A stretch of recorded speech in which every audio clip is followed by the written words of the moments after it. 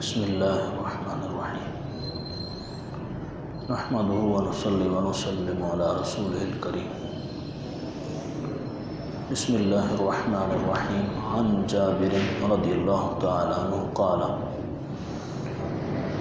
كنا مع النبي صلی اللہ علیہ وسلم فی غزوة فلما قفلنا كنا قریبا من المدینة قلت یا رسول اللہ صلی اللہ علیہ وسلم انی حدیث عہد بعروس قال تزوجت قلت نعم ابکر ام سیب قلت بل سیب فهلا بکرا تلاعبها وتلاعبك فلما قدمنا ذهبنا لندخل فقال امهلوا حتى ندخل كيلا أي عشاء لكي تنتشط الشاسة وتستحد المغيبة متفق علیہ۔ حضرت جابر رضی اللہ تعالی عنہ سے حدیث مبارک مروی ہے۔ آپ فرماتے ہیں کہ ہم نبی کریم صلی اللہ علیہ وآلہ وسلم کے ساتھ ایک جہاد میں تھے۔ جب ہم مدینہ منورہ کے قریب پہنچے تو میں نے عرض کی یا رسول اللہ صلی اللہ علیہ وسلم میں نیا شادی شدہ ہوں۔ فرمایا کیا تم نے نکاح کر لیا؟ میں نے عرض کی ہاں یا رسول اللہ صلی اللہ علیہ وسلم میں نے نکاح کر لیا۔ فرمایا کنوارے سے کیا یا بیوہ سے کیا؟ میں نے کہا میں نے بیوہ سے کیا۔ رسول اللہ صلی اللہ علیہ وسلم نے فرمایا کنوارے سے کیوں نہیں کیا؟ وہ تم سے محبت کرتی اور تم ان سے محبت کرتے ہیں۔ کہتے ہیں کہ جب ہم مدینہ منورہ پہنچ گئے اور گھر جانے لگے تو رسول اللہ صلی اللہ علیہ وسلم نے مجھے فرمایا کہ ٹھہر جاؤ، ہم یہاں رات کے وقت داخل ہوں گے تاکہ ہماری عورتیں پراگندہ بالوں میں کنگھی کر لیں، اپنے بالوں کو سلجھا لیں اور پوشیدہ جگہ کو صاف کر لیا جائے۔ یہ مشکوہ شریف کی ایک حدیث میں نے آپ کو سنائی ہے۔ یہ حدیث مبارکہ چیپٹر کا نام ہے کتاب النکاح۔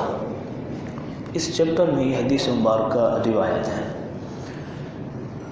29ویں صحابی رسول حضرت جابر بن عبداللہ الانصاری رضی اللہ تعالیٰ عنہ کی سیرت پر ہم گفتگو آج کر رہے ہیں۔ 28 صحابہ کی سیرت پر ہماری گفتگو ہو چکی ہے۔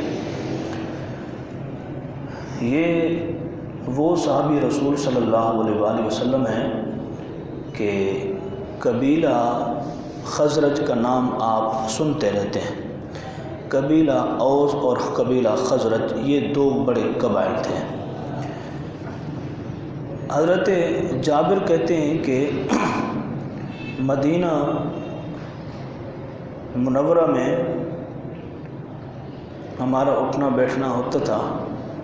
رسول اللہ صلی اللہ علیہ وسلم کی یہ عادت مبارک ہوتی تھی کہ جب حج کا موقع آتا تھا تو آپ صلی اللہ علیہ وسلم قبائل کے پاس تشریف لے جاتے تھے اور ان کو دعوت تبلیغ دیتے۔ حضرت جابر کہتے ہیں کہ میں 5 افراد کے ساتھ تھا، تقریباً کہتے ہیں ہم 6 افراد تھے۔ تو نبی کریم صلی اللہ علیہ وآلہ وسلم تشریف لائے اور ہمارے اسماء گرامی پوچھے، ہمارا نام پوچھا، ہم نے اپنا تعارف دیا اور پھر حضور صلی اللہ علیہ وسلم نے فرمایا کہ اگر تم چاہو تو تھوڑی دیر کے لیے میرے پاس بیٹھ جاؤ، اگر تم چاہو تو میرے ساتھ تھوڑی دیر کے لیے بیٹھ جاؤ، میں تمہیں کچھ سنانا چاہتا ہوں، میں تمہیں کچھ پڑھ کر کے بتانا چاہتا ہوں۔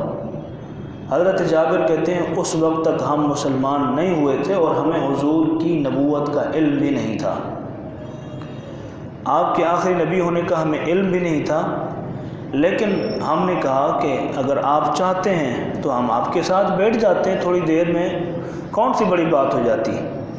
تو حضرت جابر کہتے ہیں کہ ہم 6 افراد آقا کریم علیہ الصلاۃ والتسلیم کی بارگاہ میں بیٹھ گئے اور قرآن مبارک کی چند آیات نبی کریم صلی اللہ علیہ وسلم نے ہمیں پڑھ کر کے سنائیں۔ اپنی طرف سے کوئی بات نہیں فرمائی، صرف قرآن کی چند آیات پڑھ کر کے ہمیں سنائیں، وہی چند آیات ہمارے دل میں اتریں اور اثر کر گئیں، اور وہیں ہم نے حضور کی بارگاہ میں بیٹھ کر کے اسلام قبول کیا۔ یہ حضرت جابر رضی اللہ تعالی عنہ کے خاندان کا اور اسلام لانے کا پس منظر ہے۔ حضرت جابر کے والد کا نام عبداللہ ہے۔ تاریخ نے لکھا ہے کہ ہمارے پاس ان کی کوئی ہسٹری نہیں ہے۔ تاریخ نے لکھا ہے کہ ہمارے پاس حضرت جابر بن عبداللہ کے مکمل احوال نہیں ہیں، لیکن مختصر احوال انہوں نے یہی لکھے ہیں۔ کتابوں سے جو ہم نے احادیث کی صورت میں پڑھا اور ان سے مختلف روایات آتی رہیں، وہ میں نے جمع کی، ان کو میں نے آپ کے سامنے ابھی بیان کرنا ہے۔ حضرت جابر رضی اللہ تعالیٰ عنہ غزوہ احد میں بھی شریک ہوئے، غزوہ بدر میں بھی شریک ہوئے، اور غزوہ خندق میں بھی شریک ہوئے۔ آپ کے والد عبداللہ یہ غزوہ احد میں شہید ہو گئے تھے۔ حضرت جابر کہتے ہیں کہ میں بڑا پریشان تھا کہ والد کا سایہ میرے سر سے اٹھ جانا کسی مصیبت سے کم نہیں تھا، لیکن کہتے ہیں کہ ظاہر گھر میں ایک صف ماتم جب بچھ جائے اور پھر کوئی دلاسا دینے والا کوئی نہ ہو اور ہاتھ رکھنے والا کوئی نہ ہو تو انسان اور زیادہ مایوس ہو جاتا ہے، پریشان ہو جاتا ہے۔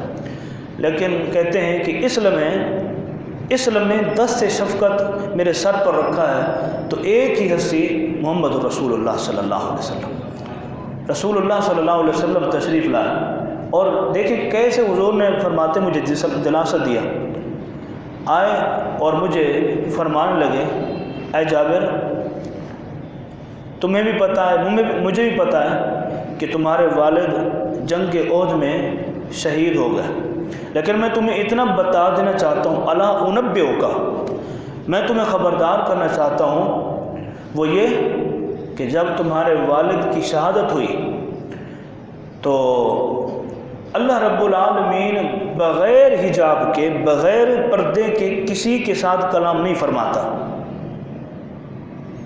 بغیر پردے اور حجاب کے کسی بھی بندے سے کلام نہیں فرماتا، لیکن جب تیرے والد گرامی کی روح جسم سے جدا ہو رہی تھی تو رب العالمین نے تیرے باپ سے بغیر حجاب کے کلام فرمایا ہے، بغیر پردے کے کلام فرمایا، اور اللہ نے تیرے باپ سے کہا ہے اے عبداللہ مانگ جو کچھ مانگنا چاہتا ہے، اور میں تمہیں یہ بھی بتاتا ہوں کہ تیرے باپ نے کیا مانگا اپنے رب سے۔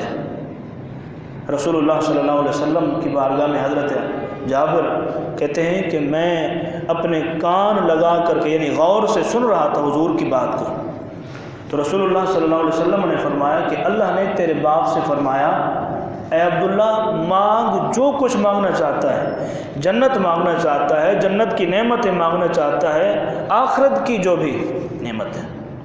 تو تیرے والد نے کہا یا رب العالمین میں تجھ سے کچھ نہیں مانگتا، میں صرف یہ مانگنا چاہتا ہوں میری نکلی ہوئی روح کو میرے جسم میں واپس لوٹا تاکہ پھر میں تیرے دین کی راہ کی خاطر نکلوں اور اپنی جان کو قربان کر دوں، بس میری یہ خواہش ہے۔ تو اللہ نے فرمایا یہ تو میرا اٹل فیصلہ ہے، کل نفس ذائقۃ الموت، یہ میرا اٹل فیصلہ ہے، یہ نہیں ہو سکتا، یہ نہیں ہو سکتا۔ خود رسول اللہ صلی اللہ علیہ وسلم نے کئی بار دعائیں کی، یا رب العالمین مجھے پھر زندہ کر، میں تیری راہ میں پھر قتل کیا جاؤں، پھر زندہ کر، پھر قتل کیا جاؤں، پھر زندہ کر، پھر قتل کیا جاؤں۔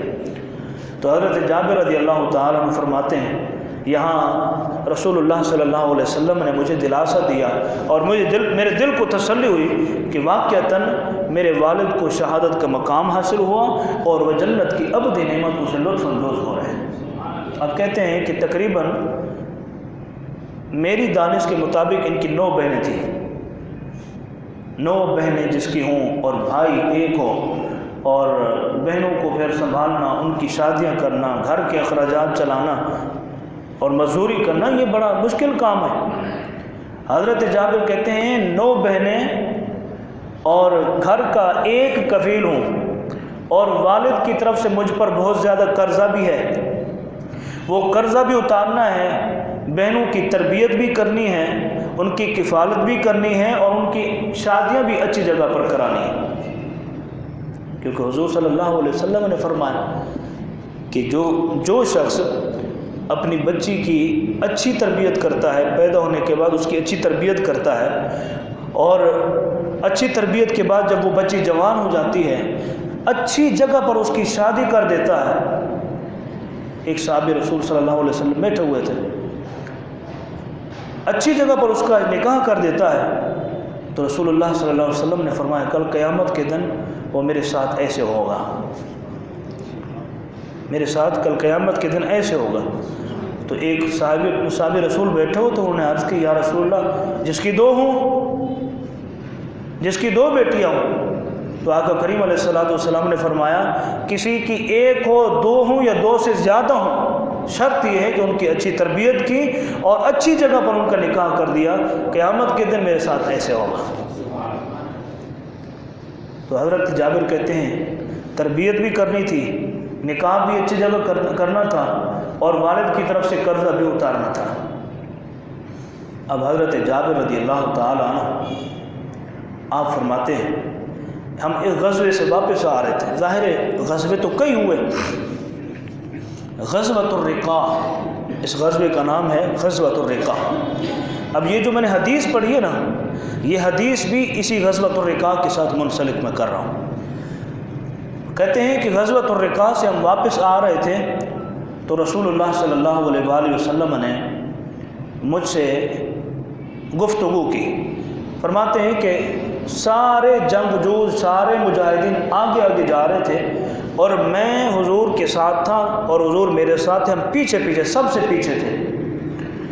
کہتے ہیں کہ میں بھی حضور کے پیچھے تھا، تو رسول اللہ صلی اللہ علیہ وسلم نے مجھ سے پوچھا، فرمایا اے جابر خیر تو ہے، تو پیچھے پیچھے سب سے چل رہا ہے، نوجوان آدمی ہے، لہذا تجھے آگے جانا چاہیے۔ عرض کی یا رسول اللہ دیکھ رہے ہیں یہ اونٹ ہے، لاغر ہے، کمزور ہو چکا ہے، چلتا ہے نہیں، مار مار کے تھک گیا ہوں، چلتا نہیں ہے، پتہ نہیں سے کیا ہو گیا۔ نبی کریم صلی اللہ علیہ وسلم نے حضرت جابر سے فرمایا جابر یہ بتا کہ تو نے شادی کی ہے؟ وہی ترجمہ جو میں نے آپ کو پڑھ کے سنا ہے۔ حضرت جابر نے عرض کی یا رسول اللہ میں نے شادی کی ہے، بلکہ حضرت جابر خود کہتے ہیں یا رسول اللہ میں نیا شادی شدہ ہوں، نیا دولہا ہوں، میری دلہن گھر میں بیٹھی ہوئی۔ تو رسول اللہ صلی اللہ علیہ وسلم نے فرمایا کہ تو نے شادی بھی کر لی؟ عرض کیا رسول اللہ میں نے شادی کر لی ہے۔ پھر حضور نے فرمایا ان جملوں کو ذرا نوٹ کریں۔ حضور نے فرمایا کیا تم نے کماری لڑکی سے شادی کی ہے یا بیوہ سے شادی کی ہے؟ عرض کیا رسول اللہ میں نے کماری سے نہیں کی، بیوہ سے شادی کی ہے، بیوہ عورت سے شادی کی۔ حضور نے فرمایا تم کماری سے کرتے اللہ کے بندے، نوجوان ہو کماری سے کرتے، بیوہ سے نہ کرتے، کماری تم سے محبت کرتی اور تم ان سے محبت کرتے، بیوہ چونکہ وہ ایک پہلے شوہر سے تمہارے پاس آ چکی ہوتی ہے، لہذا اس سے محبت کرنا اتنا زیادہ اچھا نہیں لگتا اس کو جتنا ایک کماری کے ساتھ محبت ہوتی ہے، کیونکہ اس کا ذہن کبھی کبھی اس کے پہلے سسرال کی طرف بھی چلا جاتا ہے، لہذا تم کماری سے کرتے۔ عرض کہ یا رسول اللہ کماری سے کرتا تو کر سکتا، حالانکہ حضور نے خود بیواؤں سے کی ہے، لیکن حضور نے بیواؤں سے کی ہے تو آپ کی خصوصیت اور ہے، لیکن حضور نے کسی نوجوان کو یہ ترغیب نہیں دی کہ تو بیوہ سے کر، بلکہ کماری سے کرو۔ خیر عرض کہ یا رسول اللہ میں نے بیوہ سے اس لیے کی ہے کہ میری بہنیں جو ہیں وہ چھوٹی عمر کی ہیں، میں چاہتا تھا کہ ایسی خاتون سے شادی کروں جو عمر میں بڑی ہو، اور مجھے بیوہ ملی، عمر میں بڑی خاتون مجھے بیوہ ملی، تاکہ وہ آئے اور میری بہنوں کا خیال رکھے، اور بڑی عمر والی ہی خاتون میری بہنوں کا خیال رکھ سکتی تھی، اس لیے میں نے ایسی خاتون سے شادی کی۔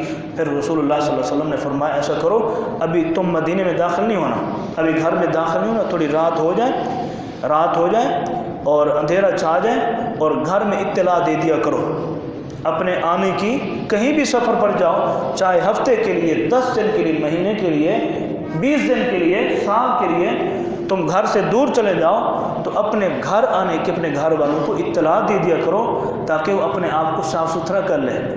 تاکہ وہ اپنے کام کاج میں لگے ہوں اور کپڑے ان کے خراب ہوں اور تم آؤ تمہیں دیکھنا اچھا نہ لگے تو تمہیں نفرت پیدا ہوگی تمہارے دل کے اندر. لہذا اپنے آنے کی اطلاع دے دیا کرو تاکہ وہ اپنے آپ کو صاف ستھرا کر لیں, اپنے بالوں میں کنگھی کر لیا کرے.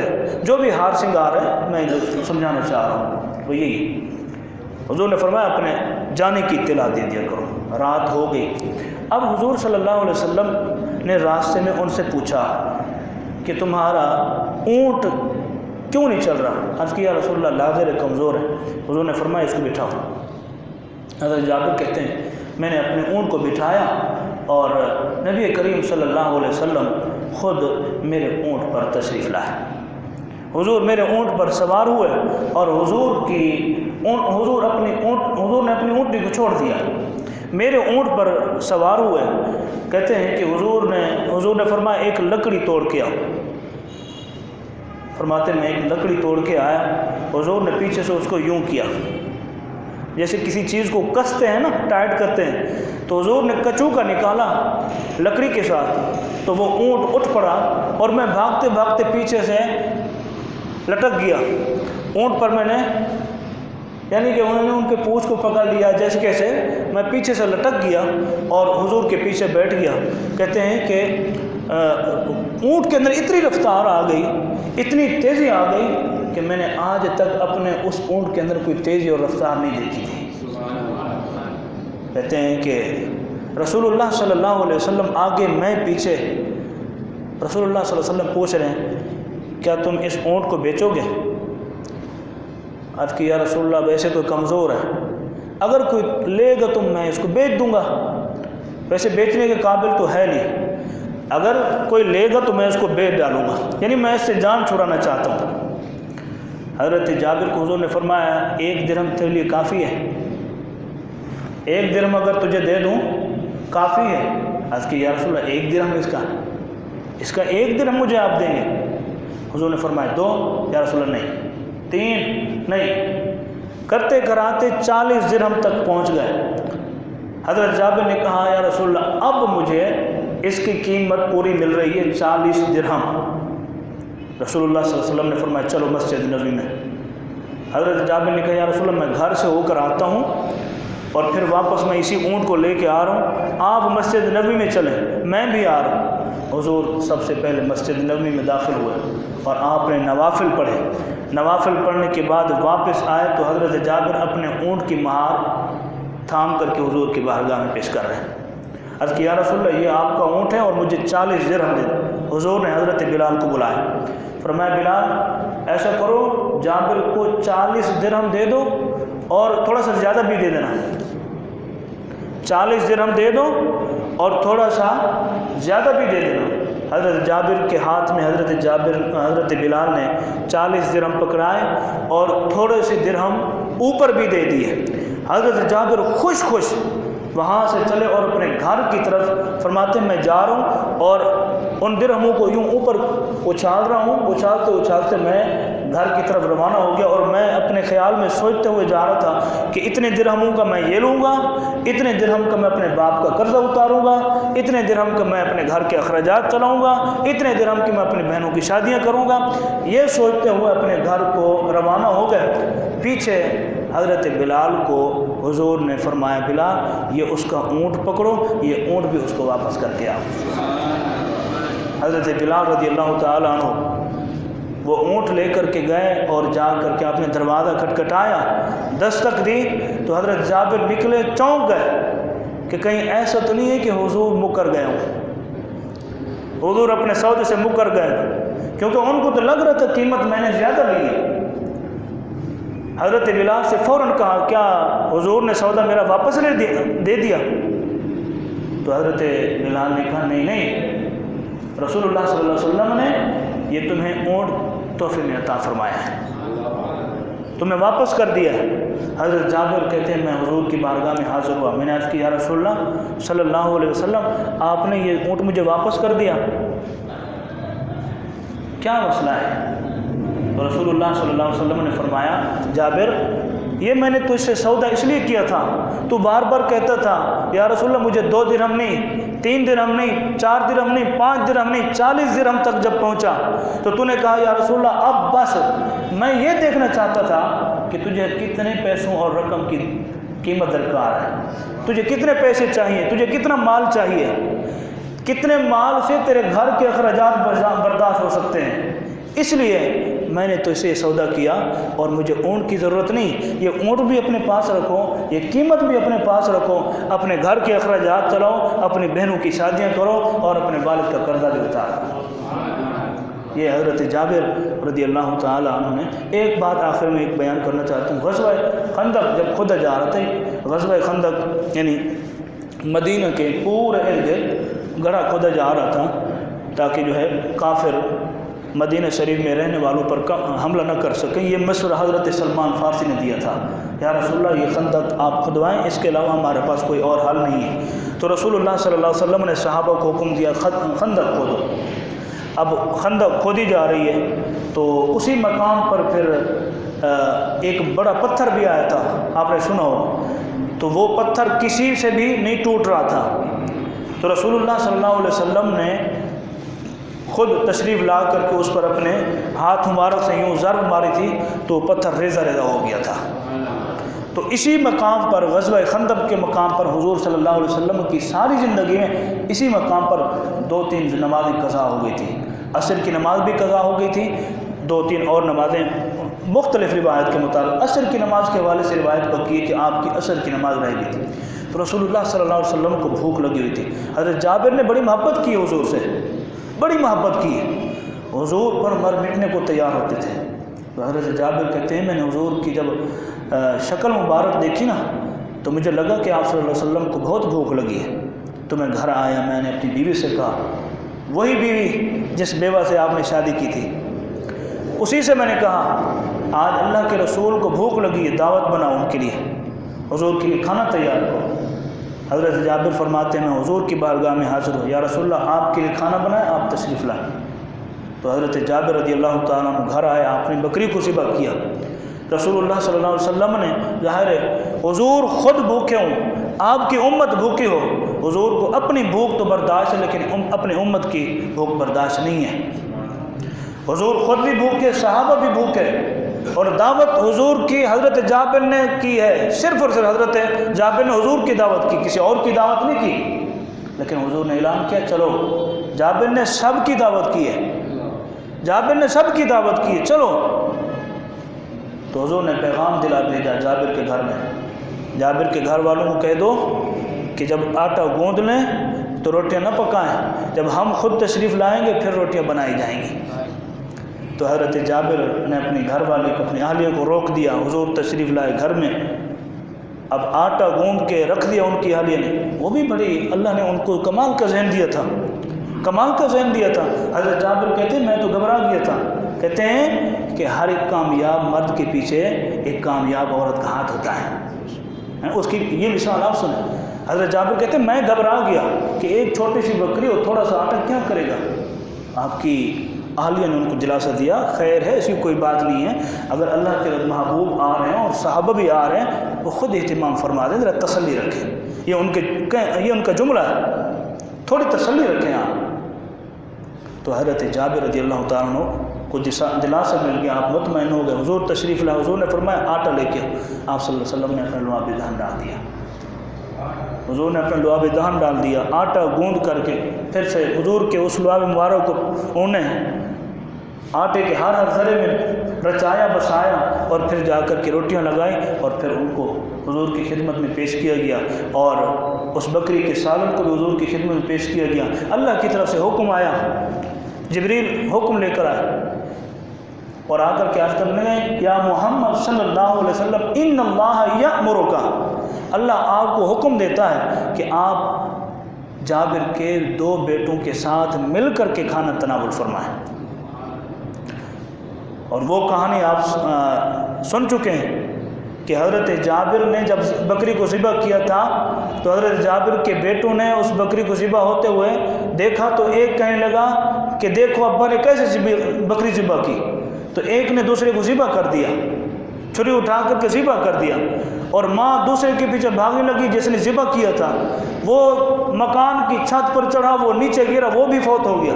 دونوں اللہ کو پیارے ہو گئے، لیکن ماں نے دونوں پر کپڑا ڈال دیا، کسی کو بتایا نہیں، حتیٰ کہ اپنے شوہر کو نہیں بتایا کہ ہمارے گھر میں صف ماتم بچھ گئی ہے، ہمارے گھر میں دونوں صاحبزادے فوت ہو گئے، اللہ کو پیارے ہو گئے، لہذا دعوت کینسل کر دیتے۔ انہیں دعوت کو کینسل نہیں کیا۔ رسول اللہ کی آمد جو ہے، حضور کے قدم مبارک لگ جائیں، ہمارے لیے برکت ہے، ہمارے لیے سب کچھ ہے۔ بچے قربان آپ کی ذات ہے، آپ کی حضرت جابر کی اہلیہ نے دونوں بچوں پر کپڑا ڈال دیا اور نہیں بتایا، اور اللہ نے حکم بھجوا دیا جبریل کے ذریعے، جبریل جاؤ اور میرے محبوب کو کہو ان اللہ یامرک، آپ کا رب آپ کو حکم دیتا ہے کہ آپ جابر کے دونوں بیٹوں کو اپنے ساتھ ملا کر کے کھانا تناول فرمائیں۔ حضور نے فرمایا جابر اپنے بیٹوں کو بلاؤ۔ حضرت جابر گئے، کہنے لگے حضور ان کو بلا رہے ہیں، کہاں ہیں؟ تو ان کے اہلی نے کہا کہیں گئے ہوں گے کھیلنے کے لیے، کہیں کھیلنے کودنے کے لیے گئے ہوں گے، بچے ہیں دور نکل جاتے ہیں، آپ حضور سے عرض کر دیے آپ کھانا تناول فرمائیں۔ حضرت جابر واپس آئے، یا رسول اللہ کہیں کھیلنے گئے ہوں گے، آپ کھانا تناول فرمائیں۔ حضور نے فرمایا نہیں، میرے رب کا حکم ہے، میرے رب کا حکم ہے کہ میں ان کے ساتھ کھانا تناول کروں۔ تو حضرت جابر رضی اللہ تعالیٰ عنہ پھر گئے، کہا کہ حضور سختی سے فرما رہے ہیں، تو پھر وہ گھر میں لے گئے اور کپڑا اٹھائے، کہا یہ دیکھیں ان کا حال ہو چکا ہے، یہ کہانی ہے، یہ ماجرا ہے۔ تو حضرت جابر روتے ہوئے آئے، عرض کی یا رسول اللہ معاملہ یہ ہو چکا ہے اور مجھے علم تک نہیں ہے۔ رسول اللہ صلی اللہ علیہ وسلم نے یوں اپنا سر مبارک کیا اور خاموش رہے۔ پھر حضرت جبریل امین علیہ السلام تشریف لائے اور آ کر کے عرض کی یا رسول اللہ صلی اللہ علیہ وسلم، اللہ رب العالمین فرما رہے ہیں آپ دعا فرمائیں، آپ ان کے زندہ ہونے کے لیے دعا فرما دیں، باقی جہاں تک زندہ کرنا ہے وہ ہم آپ کی دعا کی برکت سے ان کو زندہ کر دیں گے۔ تو رسول اللہ صلی اللہ علیہ وسلم نے دعا فرمائی یا رب العالمین ان کے بچوں کو زندہ فرما دے، اگر ان کے لیے بہتر ہے تو اسی وقت حضور نے دعا فرمائی، صحابہ نے دعا فرمائی، اللہ رب العالمین نے حضرت جابر کے دونوں بیٹوں کو زندہ فرمایا، وہ اٹھ کر کے حضور کی بارگاہ میں اور حضور کے ساتھ کھانا تناول فرمانا شروع کیا۔ اللہ رب العالمین ہمیں مقدس صحابہ کی سیرت پر عمل کی توفیق عطا فرمائے۔ وآخر دعوانا الحمدللہ رب العالمین۔